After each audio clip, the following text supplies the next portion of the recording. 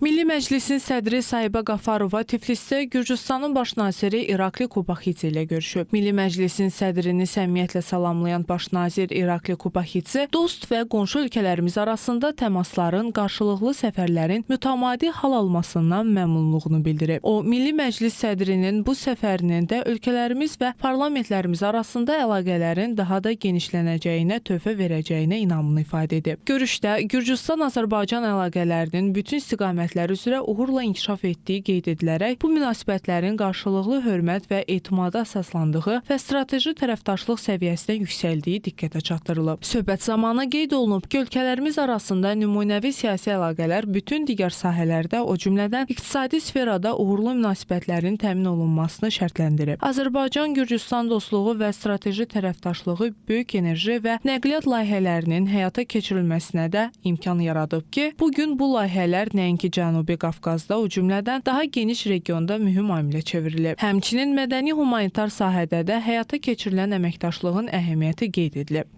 Spiker Sahibə Qafarova ölkələrimizin qanunverici orqanları arasında mövcud olan geniş əməkdaşlıq münasibətləri barədə baş nazirə məlumat verərək deyib ki, bu, onun Milli Məclisin sədri kimi bu ölkəyə ikinci rəsmi səfəridir. Eyni zamanda Gürcüstan parlamentinin sədri də Azərbaycana 2 səfər edib. Bununla yanaşı dostluq qruplarının üzvləri tərəfindən də qarşılıqlı səfərlər həyata keçirilir. Həmçinin parlamentlərimiz 2 tərəfli formatla yanaşı 3 tərəfli formatda da əməkdaşlıq edirlər. Söhbət zamanı parlamentlərimiz arasında imzalanan əməkdaşlıq haqqında memorandumun önəmi bir daha vurğulanıb və sənəd yeni yol xəritəsi kimi qiymətləndirilib. Görüşdə regionda mövcud olan vəziyyət barədə də fikir mübadiləsi aparılıb.